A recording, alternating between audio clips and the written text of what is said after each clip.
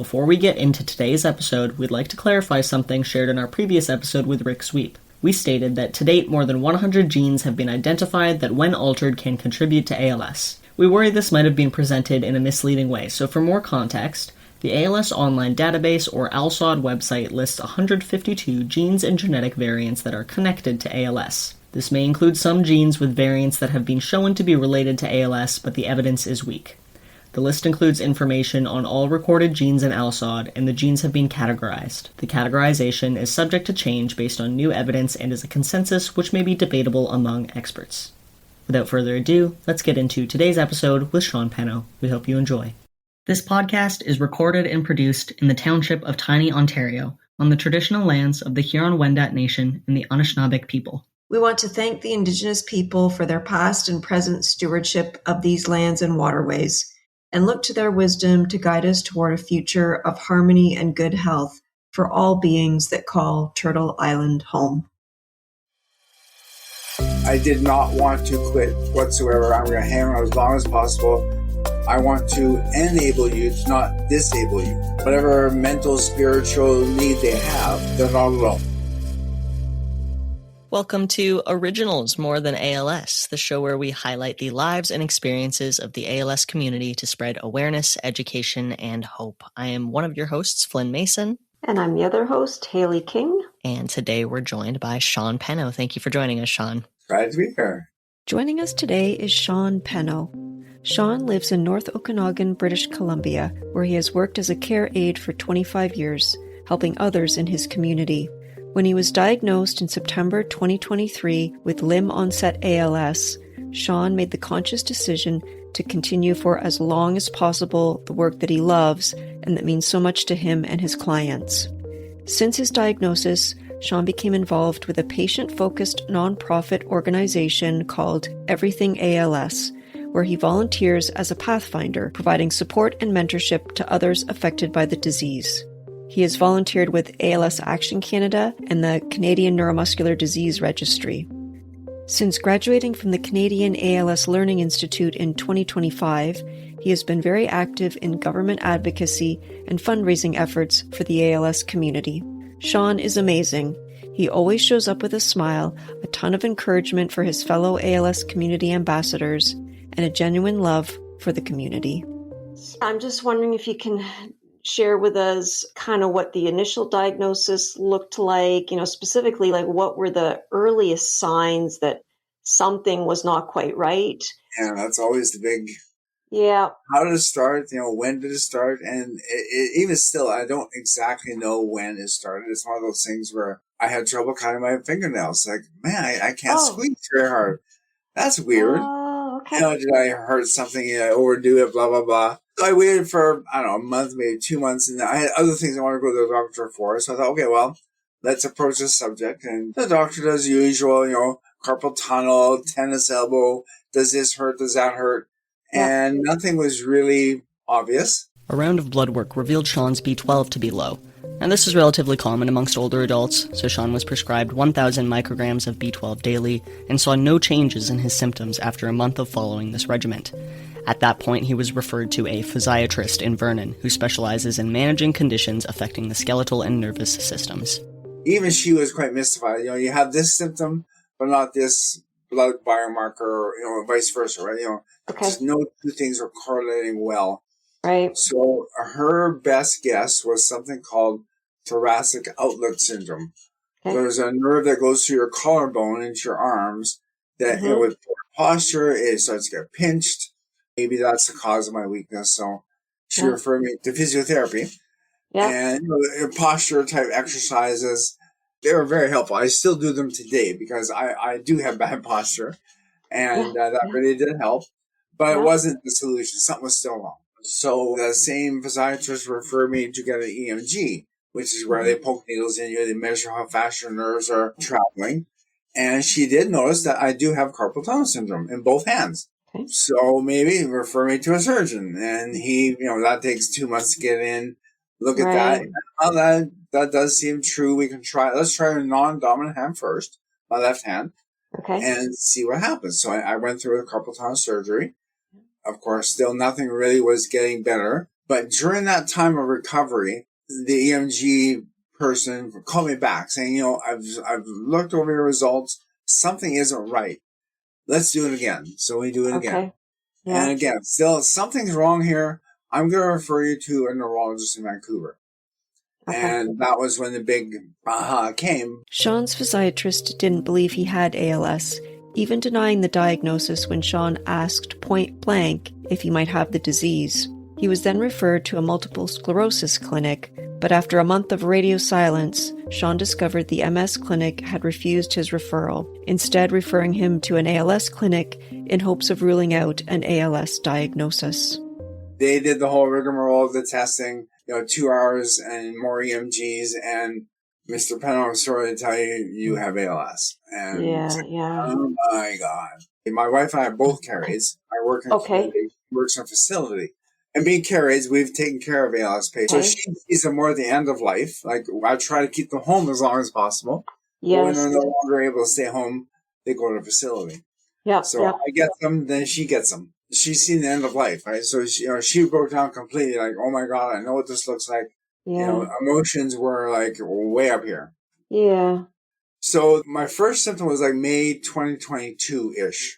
And September 23 was my diagnosis. So like 16-ish months waiting, whatever. What could this be? Dr. Google and out the wazoo, that kind of thing.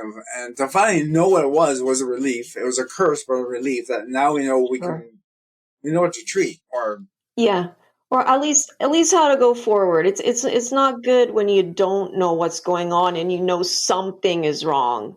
Yes, exactly. When it's a mystery thing that nobody knows what it is, well, then how do you treat it? But at least now we have something. And I can say that was a big pivot for me. We're driving home from Vancouver, and it's like, well, what do we do? Let's start writing down what needs to be checked off our list of things to do. Who do we talk to? Do we just quit our jobs and do our bucket list? Or do we stay and just keep on keeping on? And that's what we ultimately decided to do. I love my job. It gets my head space in a positive environment, as opposed to sitting at home and just dwelling on the negative, right? Shawn and his wife, Sabina, soon started looking into clinical trials for Shawn to participate in. There were a few options in Edmonton and Calgary, but nothing local to Shawn in BC. See, British Columbia faced a nearly 20-year drought of local ALS research after the retirement of Dr. Andrew Eisen in 2005, a pioneer of ALS research and care whose work at the Vancouver G.F. Strong Rehabilitation Centre was central in the shift from viewing ALS as a spinal cord disorder to a complex brain-based neurodegenerative disease. Soon, Shawn would become involved with Project Hope at the University of British Columbia, a program designed to reinvigorate ALS research in BC. We'll speak more about Project Hope and Shawn's involvement with the cause later on in today's episode. That was one thing I was wondering. I thought in your day-to-day job as a care aide, had you seen ALS in somebody before? I suspected you probably had, and I wondered if that, at least in your own mind, even though the diagnosis took 16 months, you had considered that a possibility yourself? It was on the list, like say Dr. Google, could be this, could be that. Yeah. And ALS fit a lot of those criteria. Not all of them, but a lot of those criteria. Yeah. And I'd say nothing fit perfectly. Right. But ALS was definitely one of them, because that's one of those things where ALS has no diagnosis. You got to rule out A, B, C, and finally you get to, based on this and that, it must be ALS coming. It kind of sounds like, I guess it was a neurologist or whoever you were being referred to at the MS clinic. They must have thought this based on the EMG or something, that it was maybe more likely to be ALS. I don't know if you've heard or seen an EMG. I have, yeah. It sounds like a radio static as you move your muscle. And they know what a happy muscle versus an unhappy muscle sounds like. Yes, yeah. Us as laymen, lying there, you have no idea what all this means. And so an MS person must know, well, that's not what you hear with a nerve. For MS, something else. Upon further research, it was determined that an EMG is not used to directly test for MS. Rather, it is used as a test to rule out other potential diagnoses, including ALS, that may be causing a person's symptoms. We suspect that the MS clinic Shawn was referred to felt his tests at that point did not fundamentally rule out ALS as a diagnosis. And then also, Shawn, you said at the beginning there, okay, like your first thing was like you're having trouble cutting your nails. So you're right-handed then? Correct. Yeah, it started my left hand, so I'm with my left hand trying to cut my right nail. and I can't squeeze. Like, well, that's weird. That's why am I getting weaker in this one hand? As time went on, that was my first complaint to the doctors. I'm not, my muscles getting weak. What's going on? But then coming back the second time, I was also going to get cramps where, like, say you reach behind you to scratch your back, just a weird twist to your arm, I would get a cramp in my forearm as well as a weakness kind of stuff. So more and more things started to happen as time went on. And not until after my diagnosis, I started noticing my right hand as well. So it spread to both hands. Okay. Yeah. So it was slowly progressing. And still today, I'm a very slow progressor, but good. It's happening, right? It's one of those things where it's starting to get harder and harder to get my hands above my head to wash my hair, or there's those little increments. You lose it, millimeter by millimeter. Yeah.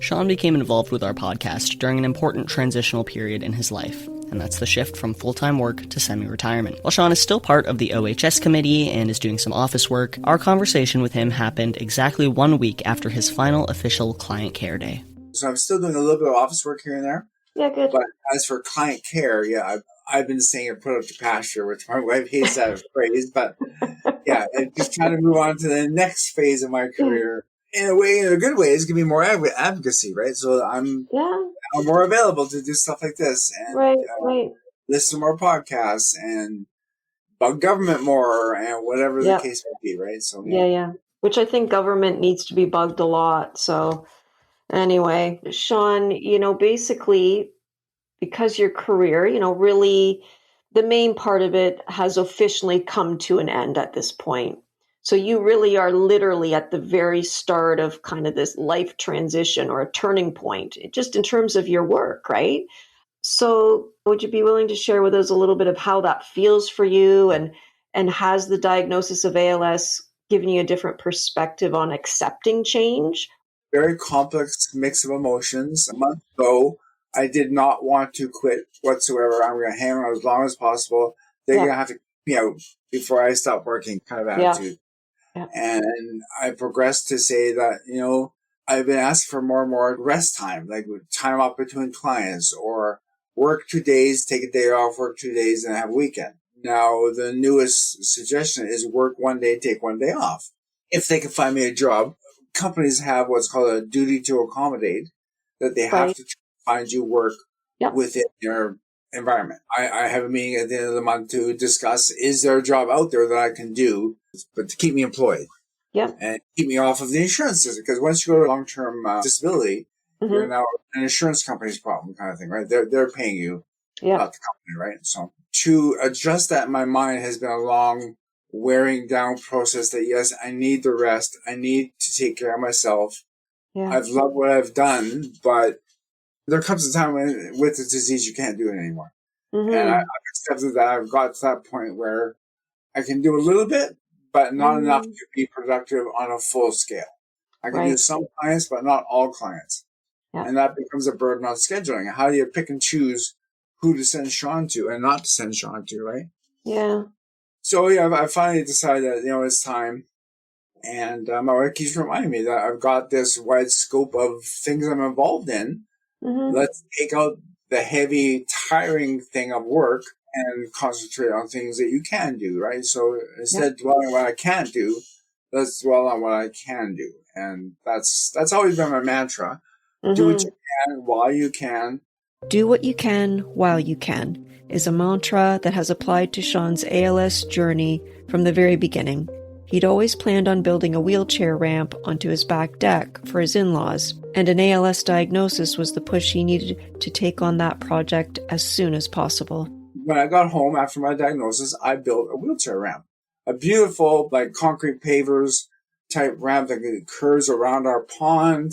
Oh, nice. Deck, made a nice wood ramp up to the deck, up to our door. It's wonderful, and it's just aesthetically pleasing. But I had to do it while I could still do it. Right now, 2 years later, there's no way I could lift those things that I lifted way back then. Yeah. I did what I could to minimize future efforts while I could still do them, kind of thing, right? Yeah. So that's smart. So that basically allows you to get into the house if at some point you end up in a wheelchair. When they need a walker or a wheelchair, then I can still get into my house. We've Yeah, always good. kind of designed our house with wider doors.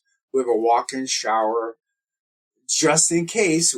We're not thinking we would need it. Always, like say, thinking ahead to what if Yeah, the in-laws have to come visit or live with us or right. whatever. Yeah. We would want to keep Yeah. our in-laws out of long-term care and Right. take care of them ourselves. Yeah, So yeah. we need a house that is very well accommodated for that. So we've Yeah. always renovated. I love renovating. That's my sort of my other side gig love that I have. Is I love Yeah. creating things and doing woodwork. And I built half our house kind of thing with my father-in-law, who was a contractor. Okay. Stuff like that. I love doing that. You know, my Yeah. son called it visual progress, VP. Oh. Great VP that day. You know, you go from an ugly wall that's studded to now you got drywall and it looks so nice and clean. Yes. Beautiful VP. You know, that kind of Yeah, thing. yeah. It's a good one. Shawn and Sabina's experiences as care aides led them to center the need for accessible housing in their plans for the future, well before Shawn's diagnosis. This was fortunate for them, as renovating or moving to make accommodations for accessibility after a diagnosis has been a topic close to home for a lot of our previous guests. In fact, Shawn's work as a care aide has provided him with a lot of guidance and wisdom in several aspects of his own ALS journey. I've got a couple clients who kept warning me, even before my diagnosis, that don't get old, don't retire. It's the worst thing I've ever done was retire, because now all I do is sit at home, watch football or hockey. You know, I don't have a side hobby, so their life is over because their work was their identity. And for me, it was as well. Like, that's what I did. That's what I love is my job. Yes, and, yeah. That's such a big part of your life to let that go. Yeah, it's What tough. are you now that you're not working anymore? What's your identity? Right. So Yeah, I think a lot of people struggle with that, just with regular retirement or semi-retirement or just, what do I do after I retire? yeah, Do I yeah, travel? Do I just go shopping every day? yeah. What do you do to fill your day, right? You got to have Mhm. something to get up for. Yeah, that's right. Something that's fulfilling, right?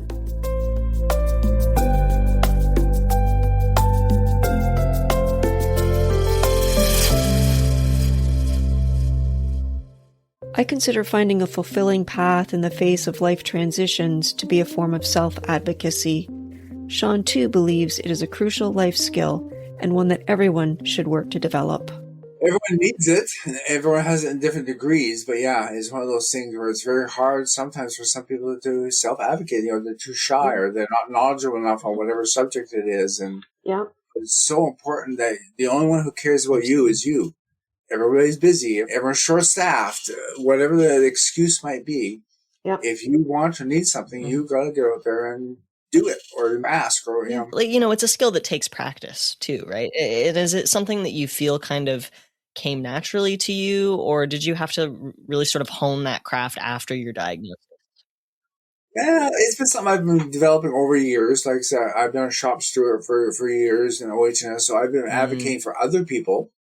And now that my parents and in-laws are getting older, you start to hear, well, I went to the doctor today and he said blah, blah, blah.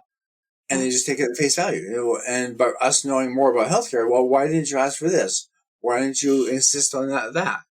Yes. And we have to instill that upon them to make sure they get the proper care they need. But you can't always be there to hold their hand. So I'm getting them to self-advocate, because I know I have to do it as well. You know, when I go to the doctor, I have to make sure I have the questions I want to answer ready to go. Yes, make sure you get the right answer. You know, not the right answer, but an answer you understand. You know, like maybe you can't get what you want, but why? You know, why is that not practical or feasible or whatever, right? I got to at least get an explanation. And since our time is usually really limited with our doctors, yeah, you're right. You really should have questions written down so that you don't forget something and you take advantage of your opportunity while you're there in front of them. In front of that expert. Exactly. Yeah. Yeah. And unfortunately, as we get older, that is the best way to do it, is you write it down, put it in front of you so you don't forget. Yep. You know, you get talking about XYZ topic and you forget to ask about that really important one. Yeah, so 100%. once it's been down, it's so easy to skip over it. And darn it, you know, you're walking out of the office, I forgot to ask about the one thing I really wanted to know. Yeah. Or sometimes it's upsetting or you're emotional about whatever the thing is, right? So again, if you had it written down, it's definitely going to help you.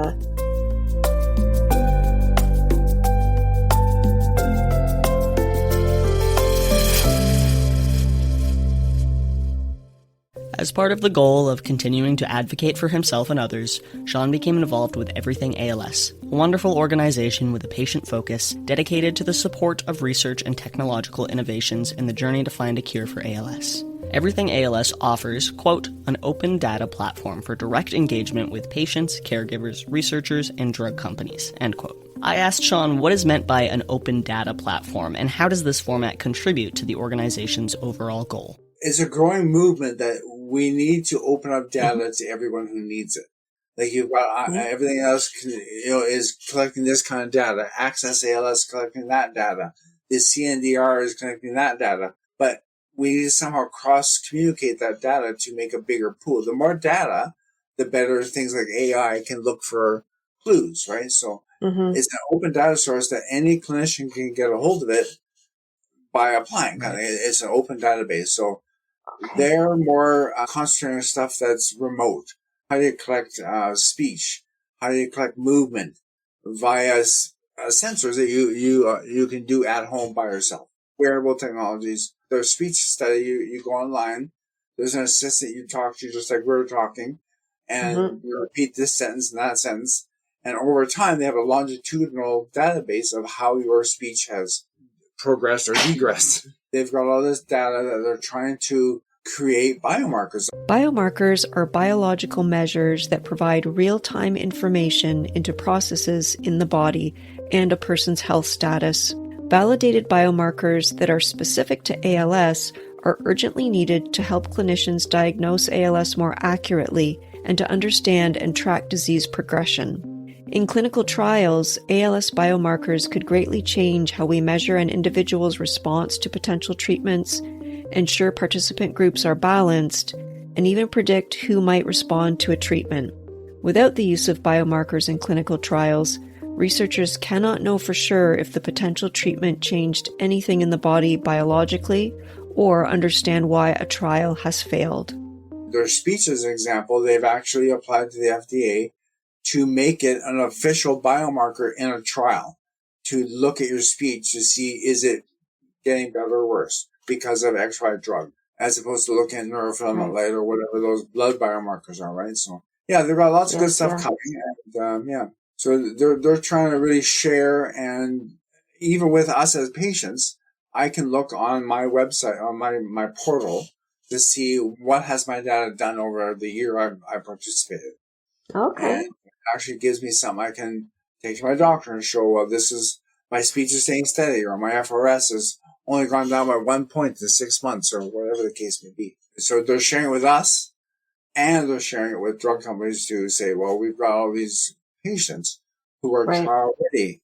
We've got all this data for you. So, we're really trying to be very open and trying to find the most efficient way to get from A to B.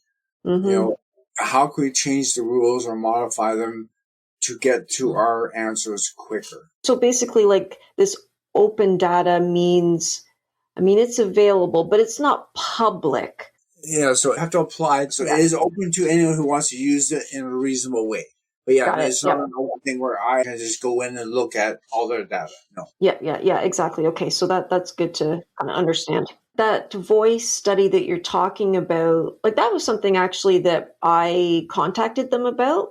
Because I remembered you saying at some point, like during one of our Cali meetings, that, whatever the regulations are, things had changed so that, like, somebody who's Canadian could participate in their U.S. voice study. Just changed this year, where they are opening up their platform to Canada, Australia, and the UK, because each country has their own rules around confidentiality and how data can be collected and shared. There's another group called ALS TDI, who also has a study that they are participating in Canada, and they've found a way, to rewrite their protocols that is blinded in such a way that they can't collect data in Canada and share it in the U.S. Whereas everything ALS is just getting to that point now. Because I spoke to somebody at Everything ALS about it. And then as soon as I said I was Canadian, she was like, oh, no, you can't do it yet. So I guess they're not quite there, but they're getting there. Exactly. Yeah, good. Shawn has worked with the Canadian Neuromuscular Disease Registry, helping with the development of a Canadian chatbot for an app specifically to support people with ALS. We asked Shawn for a little bit more information about this, as well as some more information on a similar app being developed by Everything ALS, called the Everything ALS Health Tracker app. So I was a part of the discussions about what should be in that app. And it was like an hour interview of what's important to me as a patient. But yeah, so the Everything ALS app has some basic functions like that, where you can track what your ALS FRS score is. They have a nutrition app where you can track what you're eating, how many calories you're taking in. It calculates your BMI, how many inflammatory foods you're eating versus non-inflammatory foods. The ALS Functional Rating Scale Revised, or ALS-FRS-R, is a scale commonly used to track functional decline in ALS. It covers 12 categories of functioning related to ALS, including, but not limited to, speech, salivation, and respiratory insufficiency. 5 potential answers are provided in each category, each assigned a 0 to 4 point value. Patients select the answer that best corresponds with their ability to function in each category, with a lower total score signifying more advanced functional decline. In addition to the ALS-FRS-R, the Everything ALS app will also include the Roche Overall ALS Disability Scale, or the ROADS. ROADS involves 28 questions regarding a patient's function, with answers existing on a scale of 0 to 2. 0 meaning you cannot complete the specified function, 2 meaning you can complete the function normally, and 1 meaning you can complete the function, but with difficulty. Although the ALS-FRS-R and ROADS have performed similarly in observational studies, ROADS has a higher point total, suggesting it may have the ability to more accurately represent granular clinical changes experienced by PALS over time. Shawn is excited for the Everything ALS Health Tracker app to include both scales for patients to use. And they have that built into the app where they actually show you pictures of, can you squint your eyes shut? Can you smile? And they'll have a little graphic of what you're supposed to do. Can you do this? Yes or no? And that kind of thing, right? So, neat. Yeah. Yeah. Yeah, very so good. I'm hoping the Canadian version will be very similar, where they'll have even more kind of data points that they're collecting. And the chatbot on Everything ALS concentrates on their expert talks. So every 2 weeks, they have some expert talk about whatever their drug is of choice. And they have that hour-long talk. So that gets archived. And the chatbot only draws from that information. So if you ask a question about something not in the expert talks, it will tell you that, we don't have information about that. Or we talked about it in this thing, and this is what it refers to, but this is all we know so far. Gotcha. So it doesn't look at the internet as a whole. It only looks at that specific pot of information. So the CNDR one, I'm not sure what their limitations are going to be, what pot of information is going to pull from it. Yeah. So we'll see what that looks like. I don't believe it's out for release yet. I was hoping to be part of that beta tester group to test out this chatbot and whatnot, but I haven't heard. The University of Calgary, I believe, is spearheading that. I will say that that's relieving to me, I think, to hear a little bit more about how that chatbot is going to work and where it's drawing that information from. Yeah, it's very specific on where it gets its information from. So we believe it's more trusted than just pulling random stuff off the internet that may or may not be vetted. Good. Yeah, exactly. Shawn is a part of the Everything ALS Pathfinders program. Officially launched in 2024, the program started as a newsletter in 2023 that highlighted how community members could benefit from Everything ALS. Over time, this morphed into the Pathfinders program, where via email or the Everything ALS Pathfinders app, community members can reach out to a Pathfinder using a list of bios provided on the app and website. Patients can send messages to a Pathfinder of their choice for support at any time, physical, emotional, or spiritual. Shawn remarks that the program is still in its infancy, and he's excited for the day that thousands of ALS patients use the service, rather than hundreds. I was again thinking, Shawn, like your career as a care aide, this probably makes you very well suited to this role of Pathfinder. Wondering, kind of like what specific skills do you think you've developed in your work that are helpful in your role as a Pathfinder?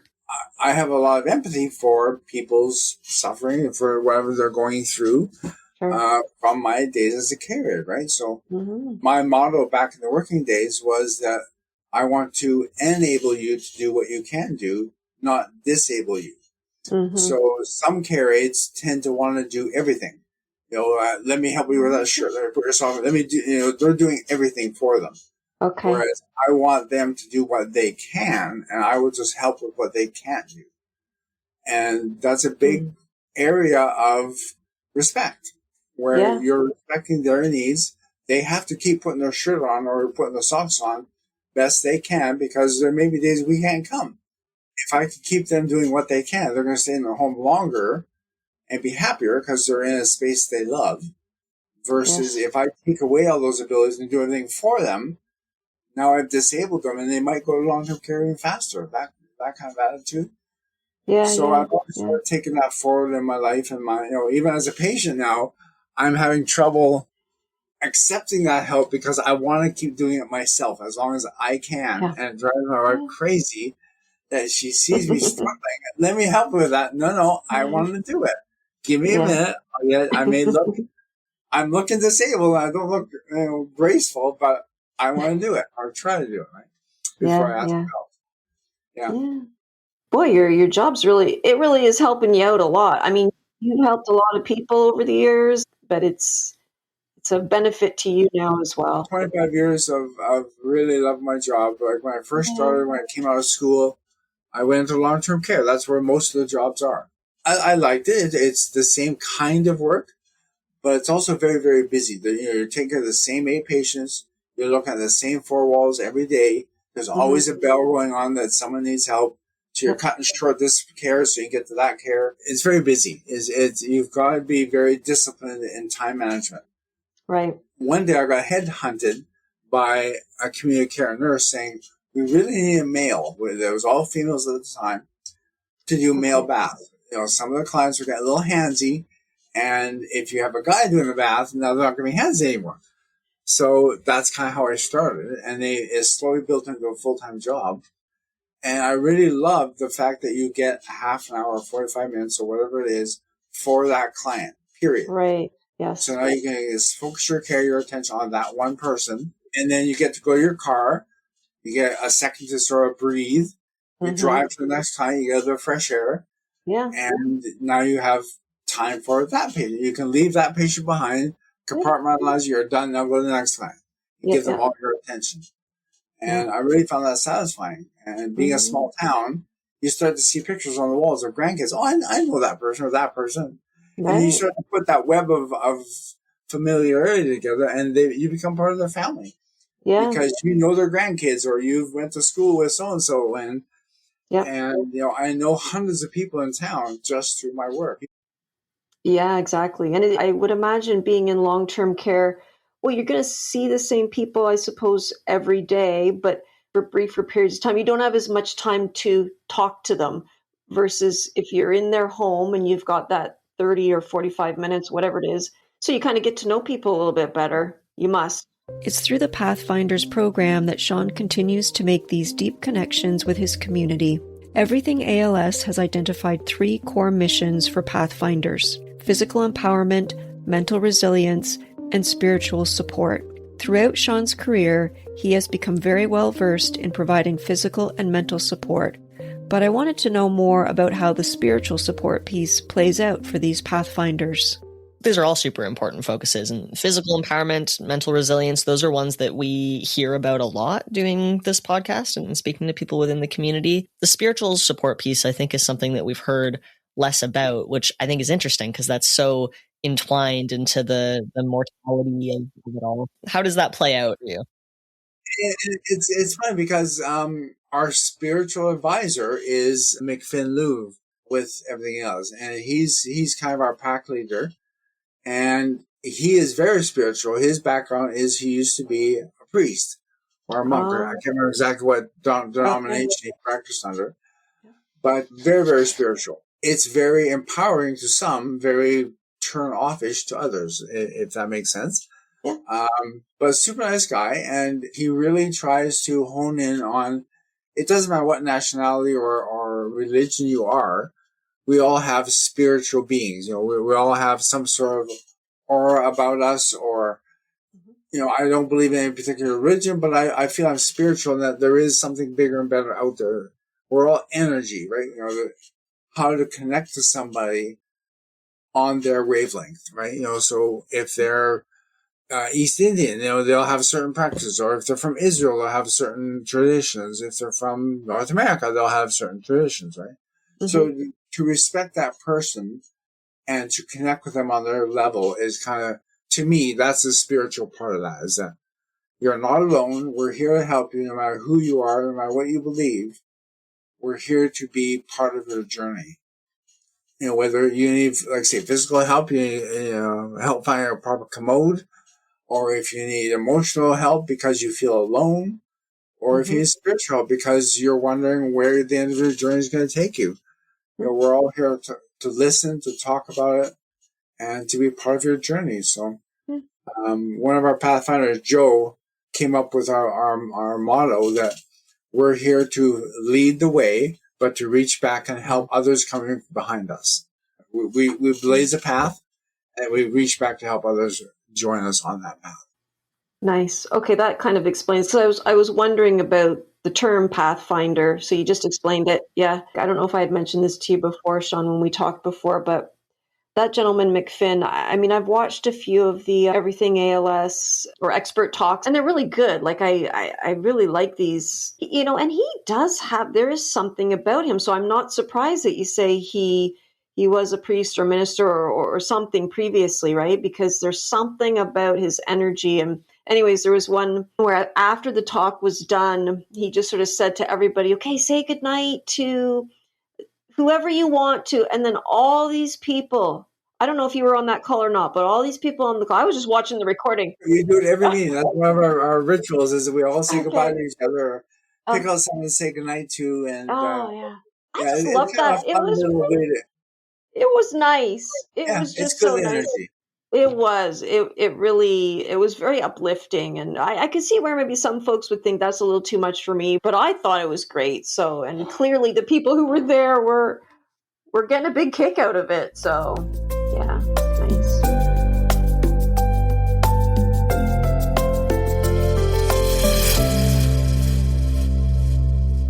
UBC's Project Hope was spearheaded by former ALS-BC chairperson Wendy Toyer in an effort to bring ALS research back to BC after Dr. Andrew Eisen's retirement. She started fundraising for a new space in which to operate and to bring on board a new clinician and head of research. The first phase of Project Hope brought in over $5 million, establishing a new clinic space in Vancouver's Javad Moafagian Centre for Brain Health with a new lead researcher, Dr. Eric Piora. As an ALS patient with Project Hope, Shawn has participated in a public service announcement as well as a global news story promoting Project Hope. We're now in that space, huge windows, beautiful location, very much a more positive area to go. So now that we have the space, of course, we have to continue to fundraise to keep funding the project, right? So every year during our April's ALS Awareness Month, and then after that, we usually do our what we call Move to Cure, which is our walks. And I think in Ontario they're called the Walk for ALS, but each province has their own name for it. Yeah. So I believe 40% of the funds raised on our moves go towards Project Hope, and the other 60% goes towards our equipment loan program. Free wheelchairs, commodes, respirators, all those kinds of things that we may need are all provided free of charge to ALS patients. Yeah, very good. So that's through ALS Society of BC. BC, exactly, yeah. Yeah, okay. So they fund the ALS BC portion of that Project Hope. There's other fundraising going on through the CALS program, and we're trying to fundraise for the Canadian Collaboration to Cure ALS, which will help fund that. It'll be a supplementary to ALS BC fund. Yeah, so that's kind of where some of that funding, if we can get it, hopefully we do, some of that funding in the province of BC, that's where it's going to go. So, it'll go to the CALS network, which is all these provincial clinics. So we'll get a percentage of that as part of the CALS. Okay, makes sense. Yeah, got it. I don't know exactly how it's all integrated, but that's my understanding. Yeah. That makes sense. Project Hope is currently in the process of establishing a biobank through their research clinic. So far, research has included an observational study comparing patients with ALS versus FTD, also known as frontotemporal dementia, an umbrella term for a group of neurodegenerative disorders caused by nerve cell loss, predominantly in the brain's frontal lobes. That's all part of the research clinic. So far we've started with observational trials. So they've done one on ALS and FTD. They think it's a spectrum. You can have pure ALS, you can have pure FTD, or something in between. Okay. And so they did an observational study. I took part of that observational trial as a control. As you know, I have only ALS, not FTD. So they took all kinds of readings and tests. And they also did that for the FTD people, right? So the next one is their biobank. So that they're collecting samples of blood and looking for biomarkers, to see what can we find. They're going to take samples to make iPSC cells.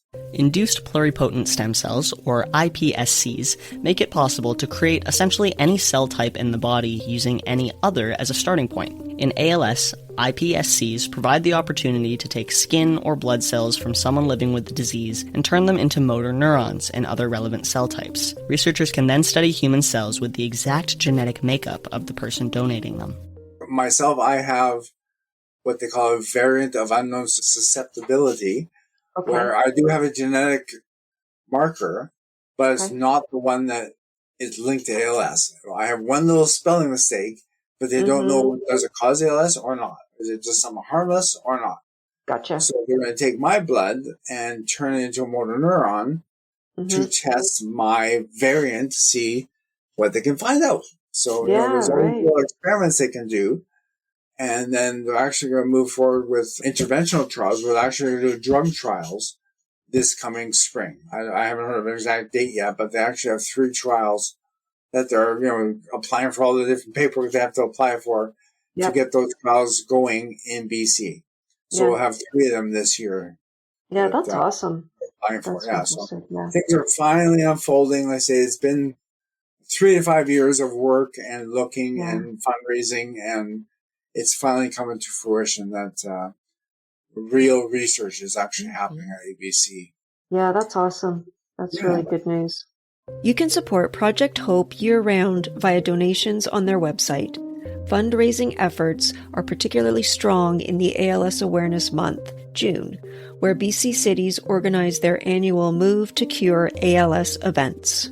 I think we have at least a dozen in BC where each city does their own walk. Surrey, Victoria, Vancouver, Kelowna, Vernon, Prince George, wherever they can organize, they'll have a move.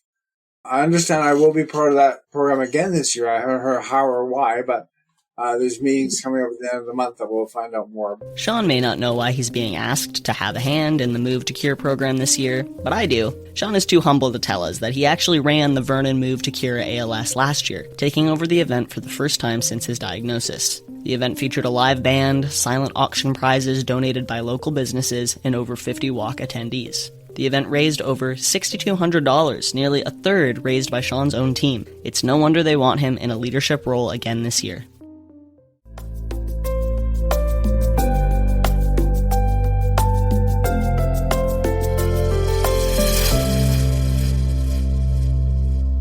In June of 2025, Shawn was invited to participate in ALS Canada's National Research Summit, an event attended by researchers, caregivers, and people with ALS. Shawn tells us the event was organized to prioritize identifying a shared vision for federal government advocacy in the face of ALS. They put out a survey before the actual summit to ask various, I can't remember all of them, but they're asking researchers, clinicians, people with ALS, all these different questions about how do we think the system can be better? What needs to be done? What needs to be changed? And from that survey, they actually wrote out on big flipboard papers, like whatever that is, 2 foot by 3 foot big papers. And they plastered the entire ballroom with all these quotes from that survey.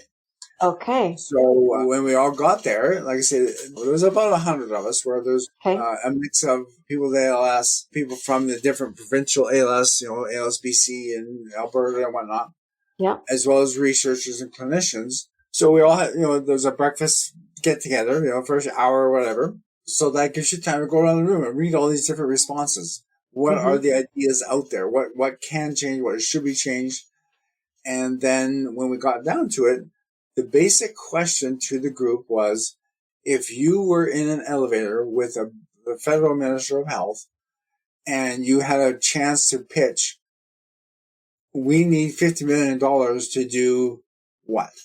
What would that pitch be if you had, a minute of someone's time to get that next meeting to discuss what we need? Or what would you say? So the whole day was organized by an outside committee that was very good at these kinds of meetings. So we sat at tables of 6, I believe it was, and we went through exercises of what would you ask for? How would you make that pitch?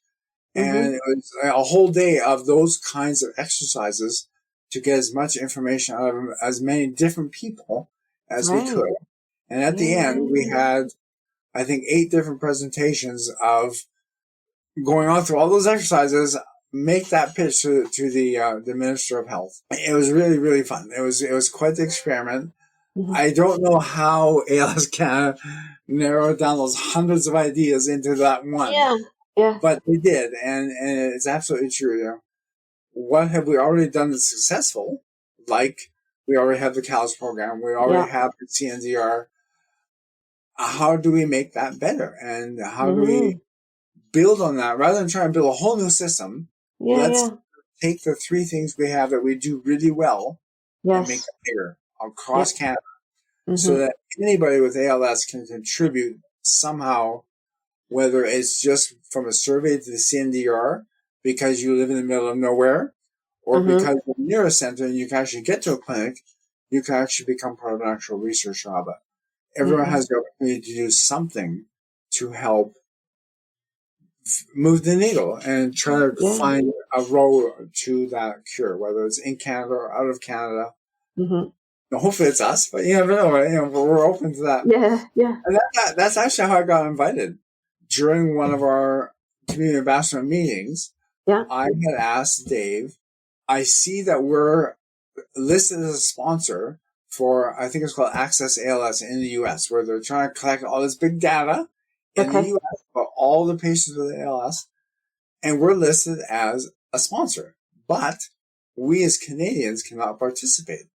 That is U.S. only. Why are we supporting this? And the answer is, well, because we're looking for the answer anywhere. It's a worldwide effort. Why shouldn't we be helping where we can, even though we're not participating? And that's how I got invited, that I wanted to open up that data to say, well, if they're going to do it there, why can't they do it here as well? Let's go global. We wanted that kind of voice, that kind of thinking. And that's how I got my invite to the summit, was I just started asking questions Shawn. about why are we doing it this way? Is there a better way? And, so the conversation just grew from there. And they're just looking for people with other ideas, that are not just going with the status quo of, well, that's what we've always done, so that's why we're going to keep doing it. No. Like, listen, if we want, and if we want things to change, you gotta change how you do it. You gotta get other people involved to get some fresh ideas. We're doing the same old, and we've gotten no. We need to change how we do this. We got to keep it scientific. We got to do it the right way, but there's got to be a better way. Yeah, definitely. And with all the new technology we have out there, let's find a more efficient, faster way to get to that end. Yeah, because for this community, like in terms of the amount of funding or the amount of airtime that we get, everybody working together is like super duper critical. It really should be critical for all health charities. But I have this sense of like for the ALS community, it's like they've had no choice but to like work together, because otherwise the cure is going to continue to elude researchers.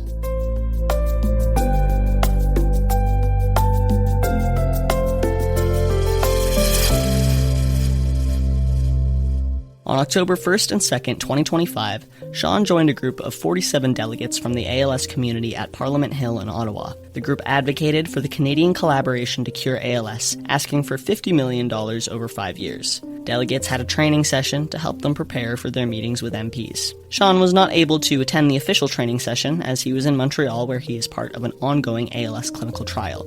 So his training day was more of a last-minute crash course on ALS advocacy.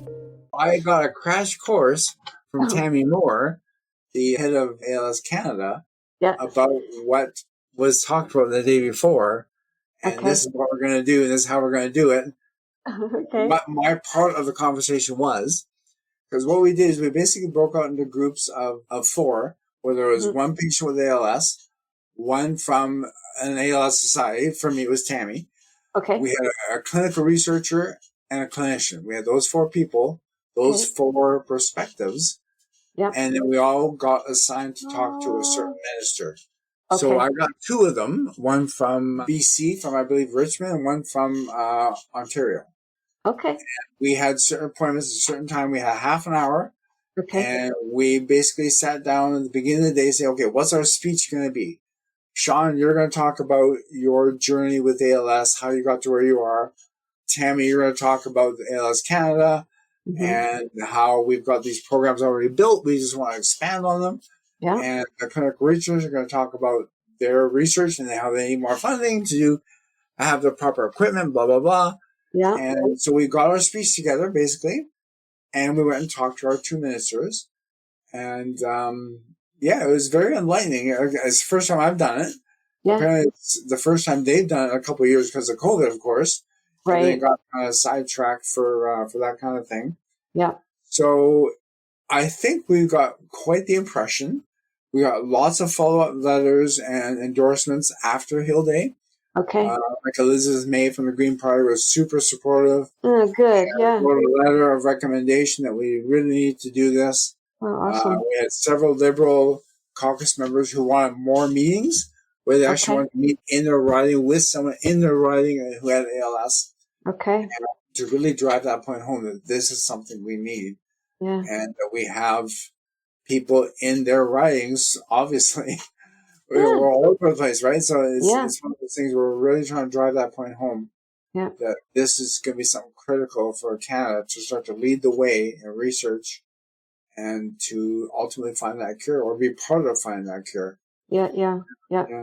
I like too that you're taking this idea of being innovative too in Canada. Like we have this opportunity to kind of be a leader in terms of research in this field, right? So like presenting it to government in that way too. But it sounds like really well organized, right? And it's neat that, yes, you had like groups of 4. So it wasn't just you meeting with an MP on your own. Then you had like 3 other people from different areas of the ALS community, right?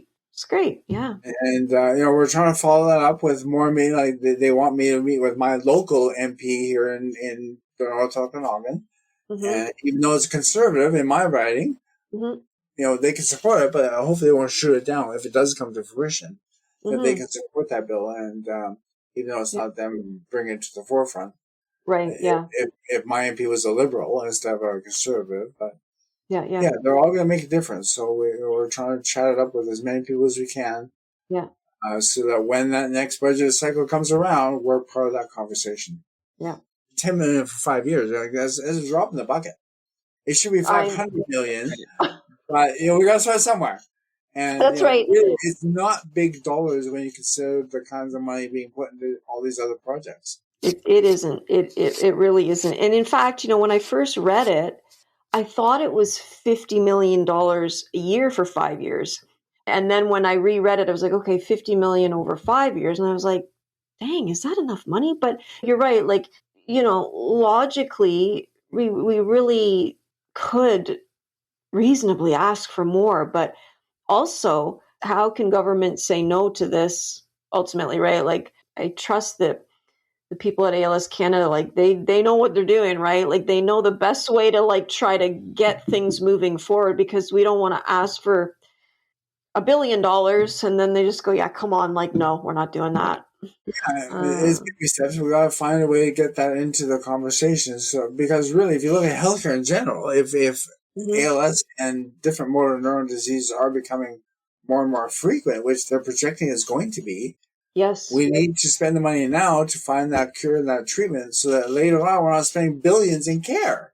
Really, it's a savings program, but it's a matter of finding a way to get them to understand that and to invest in it and believe in it. So it's almost like climate change. The weather shifts go plus and minus to what you spend money on, and money's there, but what you spend it on, right? So hopefully we can keep ourselves on top of that wave and keep talking about it. Yeah, 100%. The more of us that talk about it, the better. Eventually, we'll get there.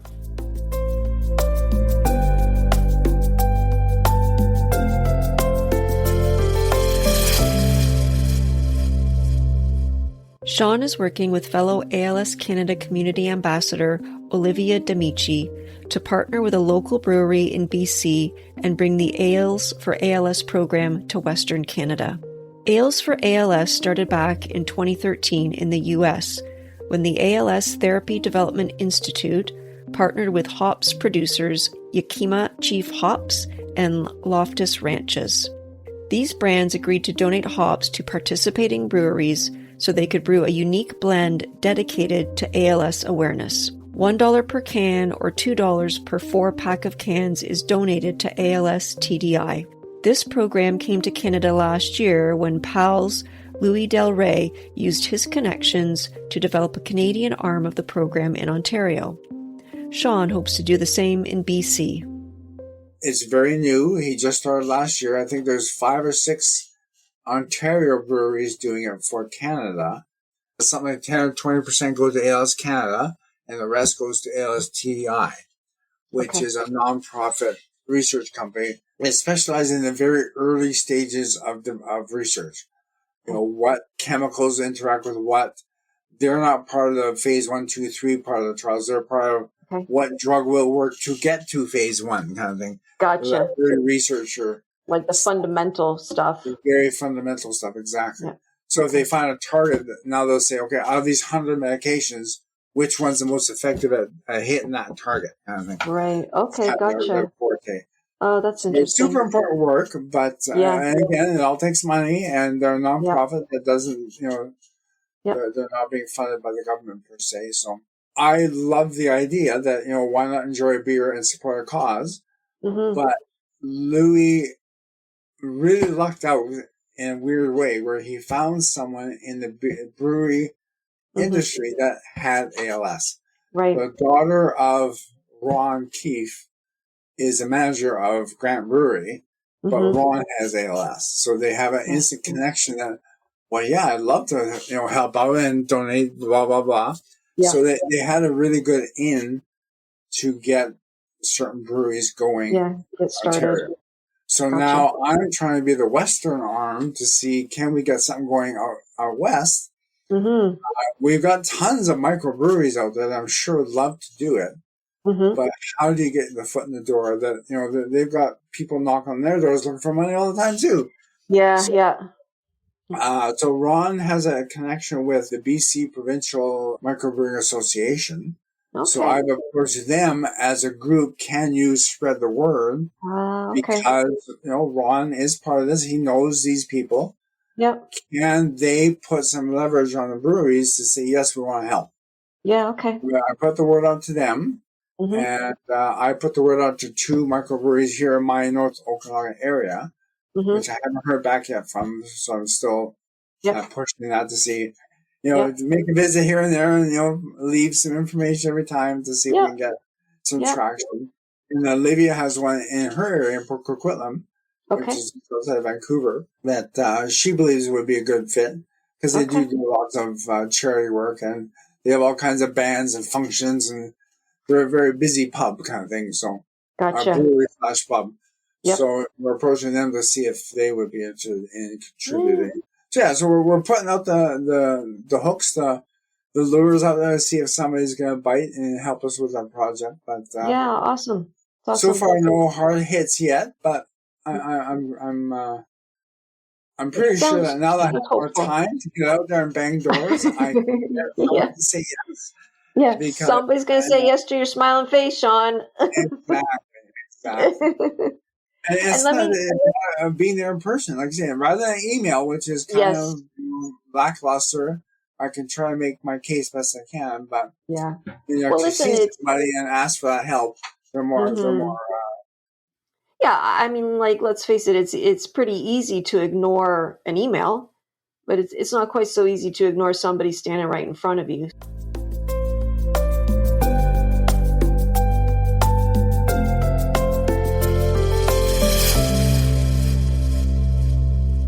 As we heard Shawn allude to early in this episode, he's got quite the passion for carpentry and home renovations.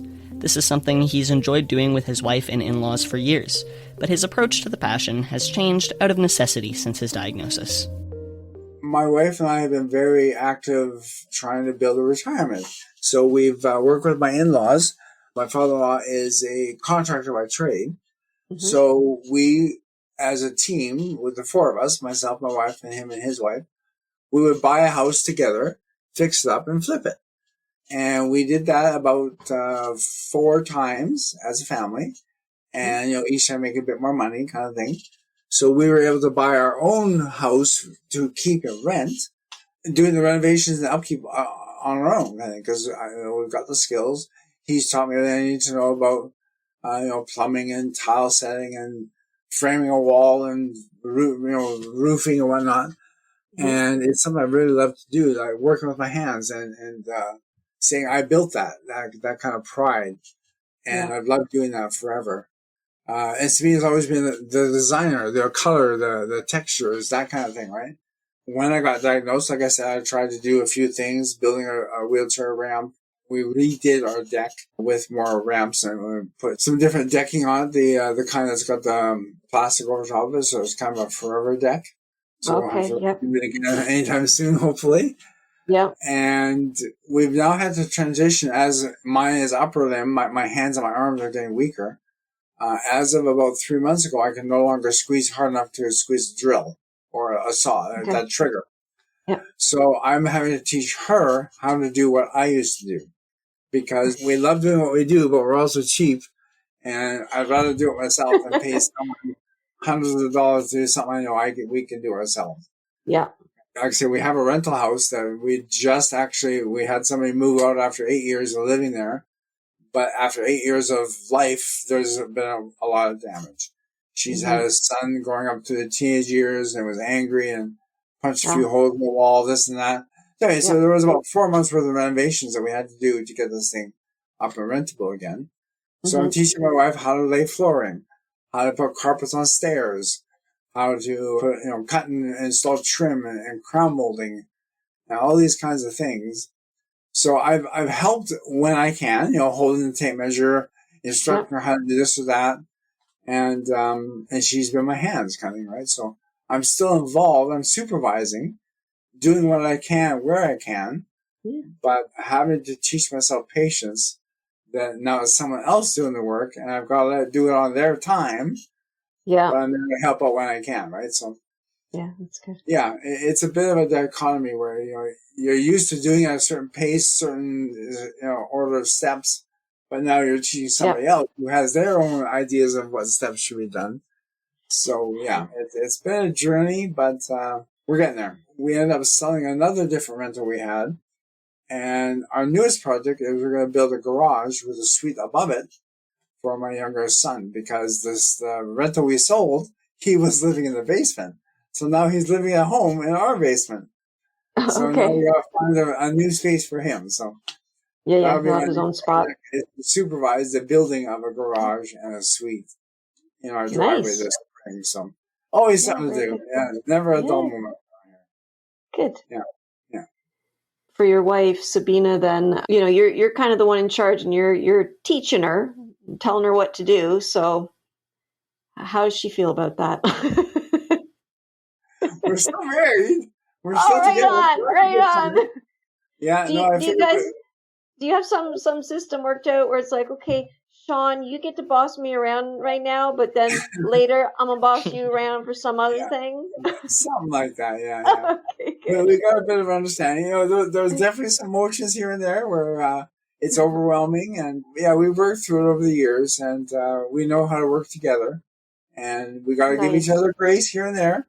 Yeah. Like I say, we're still married after all these years of renovating, and Yeah. well, I want that wall this way, and it's like, well, but I got to build it that way, and you got to come to common ground. It's like any marital fight, you got to find common ground, not just quit and walk away and go find a different partner, right? That's right. Everyone's getting divorced because they find greener grass over here, right? But we found a way to compromise and respect each other's opinions, and it's heated at times. I won't skirt around that, but yeah, we're still here. We're still going strong. I've always said that this disease is hardest on caregivers than it is on the patient. Yeah, I see that in my family, especially my wife. Yeah, to see me going downhill. The retirement, tried to plan with rentals, blah, blah, blah, and doing all these different things. It's still there. Like, I'm blessed in that I'm very slow. I'm kind of like Stephen Hawking that way, where I'm going to be here for 20 or 30 years, but how am I going to be here? That kind of thing. Yes, what's it going to look like? That unknown of when is the next loss going to happen in a bigger way, right? Yeah. So far, I'm walking well, I'm breathing well, but I can't lift or squeeze. Yeah. But how long is that going to last? Yeah. Nobody knows. You just got to wait for these things to happen, be as flexible as you can. And like I said, just do what you can while you can and try to keep positive. And something down the road is going to happen. You just got to keep those eyes open and look for the possibilities. That's right. Science is working, just unfortunately slowly, but I'll be here to see it, I'm sure. But I'm sure you will too. Is always a question mark.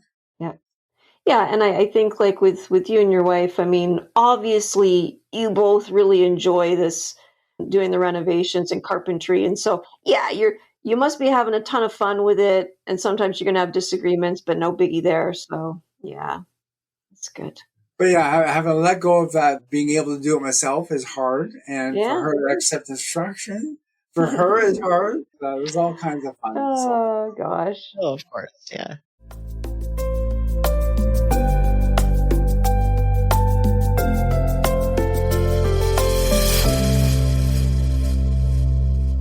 As always, Shawn left us with a message to consider. My mantra is what I go by. Do what you can while you can. Enjoy life while you can. It's, for anybody with or without a disease, life is short. You never know when it's your time, right? So you gotta enjoy every moment. And having a disease now really solidifies that there is going to be an end point.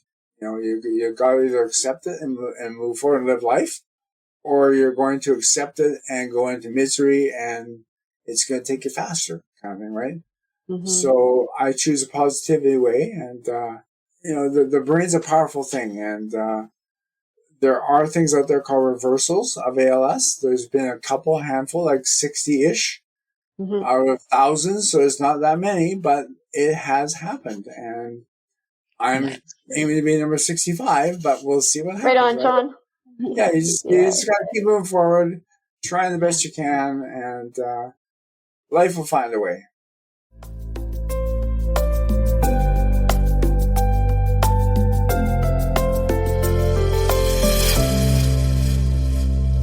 It was a very enjoyable conversation with Shawn. He is like really kind of a bright light.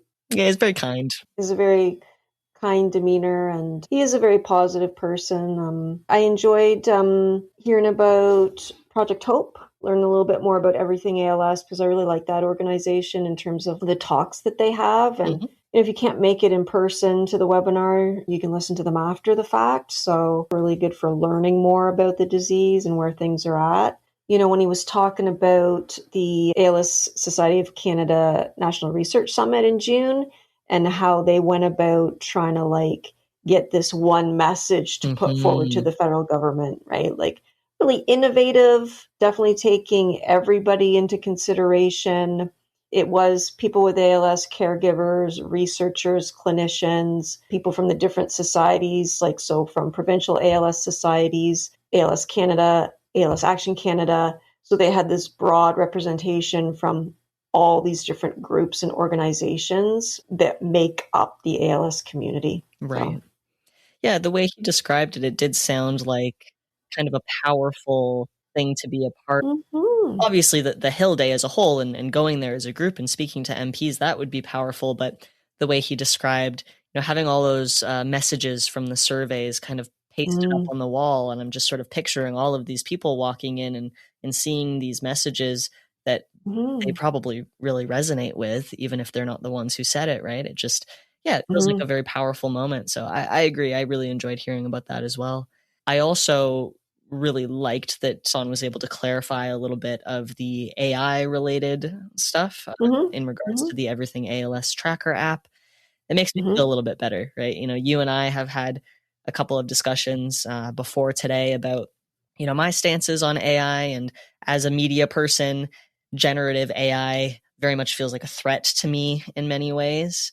I have a lot of concerns about creativity. I have a lot of concerns about the environment. I have a lot of concerns about ethical and unethical uses of AI. And so pretty much anytime I hear that an app is using generative AI of any kind, I've got like red flags going up, right? But it absolutely makes me feel better to know what their particular chatbots are going to be drawing on. And it's from these webinars. And I haven't personally seen any of these webinars, but I know that you said in particular, you really think that Everything ALS provides some really solid education. That makes me feel better.